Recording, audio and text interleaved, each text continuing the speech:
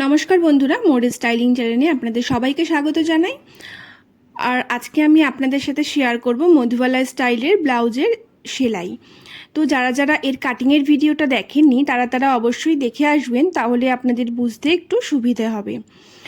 তো আমি এখানে ফার্স্টে ফ্রন্ট পার্টটা দেখুন পাতিয়ে নিয়েছি। তো ফ্রন্ট পার্টটা ফার্স্টে সেলাই করে নেব, তারপর ব্যাক পার্টটা সেলাই করব।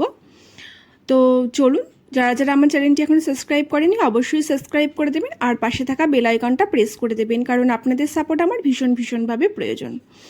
তো আর ভিডিওটি ভালো লাগলে অবশ্যই লাইক কমেন্ট শেয়ার করে দেবেন। তো চলুন শুরু করা যাক। দেখুন, আমি কাটুরির পাটটা, যেটা খাপের পাট, সেটাকে আমি ফার্স্টে পাতিয়ে নিয়েছি।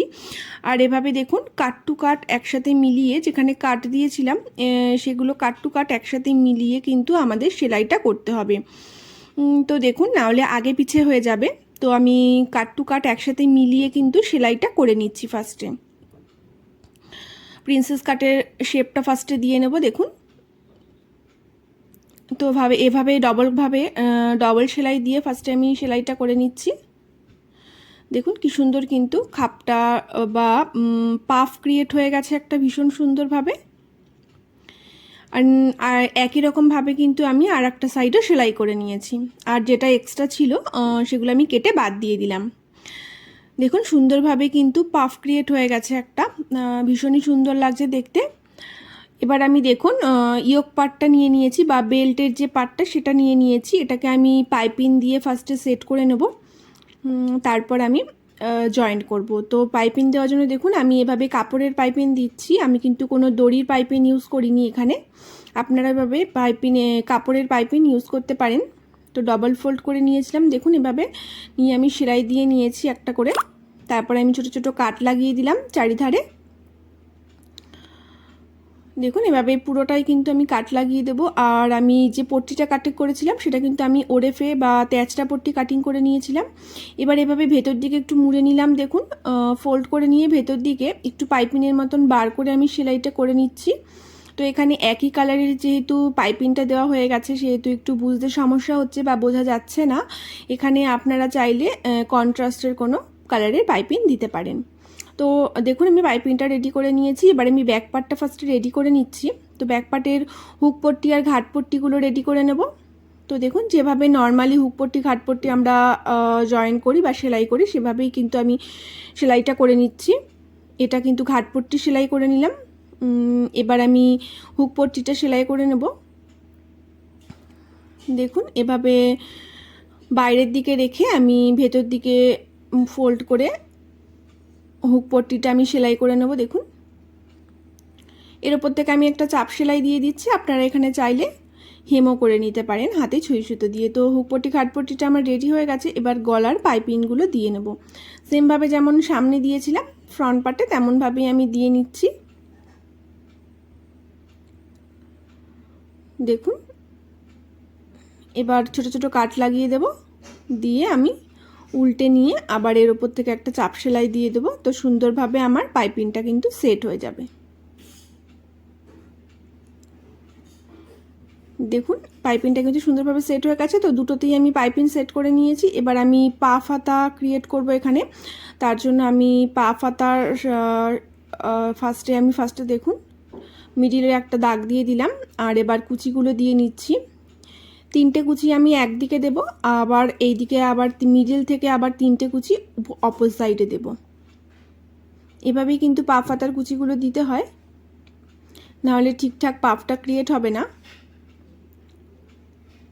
তো দেখুন ছোট্ট একটুখানি পাফ আমি কিন্তু ক্রিয়েট করে নিয়েছি এখানে। সেমভাবে আমি আর একটা হাতাও রেডি করে নিচ্ছি। দেখুন সেমভাবে আমি দুটো হাতাই রেডি করে নিয়েছি।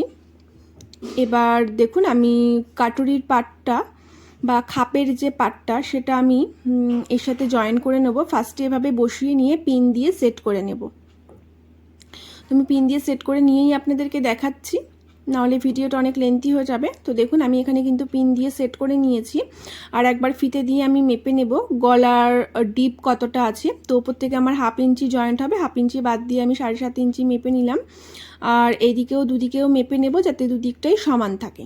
তো আমার দুদিকেই সমান আছে, তো আমার ঠিকঠাক পিন দিয়ে সেট করা হয়েছে। এবার আমি এক এক করে পিনগুলো সরাবো আর এর ওপর থেকে একটা করে সেলাই দিয়ে নেব। ফার্স্টে অবশ্যই একটু ডবল সেলাই দিয়ে নেবেন। তারপর থেকে এবার দেখুন আমি এক এক করে পিনগুলোকে সরাবো আর ঘুরিয়ে আমি পুরোটাই সেলাই করে নেব।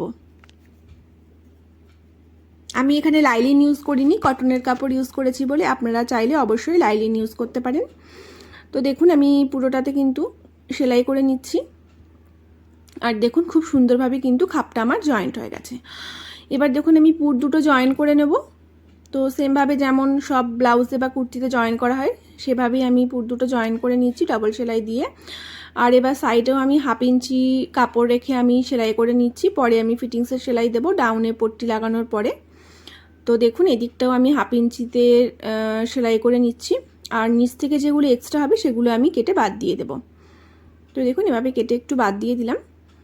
এবার আমি হাতাটা জয়েন করে নেব, যেমনভাবে নর্মাল হাতা জয়েন করা হয় হাতাটাকে ফোল্ড করে মিডিলে একটা দাগ দিয়ে নিলাম আর সেই দাগটাকেই আবার শোল্ডার জয়েন্টের বা পুট জয়েন্ট করেছিলাম সেখানে বসিয়ে মিডিল থেকে সেলাই করে নেব দুদিক থেকে। হাতা লাগানোর ভিডিও ডিটেলস ভিডিও কিন্তু আমার অনেক ভিডিওতেই দেওয়া আছে, তো কুর্তি ব্লাউজ অনেক সেলাইতে আমার দেওয়া আছে, সেখান থেকে আপনারা চাইলে ডিটেলসে দেখে নিতে পারেন। আর যদি বলেন তো আমাকে কমেন্ট করবেন, আমি অবশ্যই হাতা লাগানোর ডিটেলস ভিডিও আপনাদের সাথে শেয়ার করব।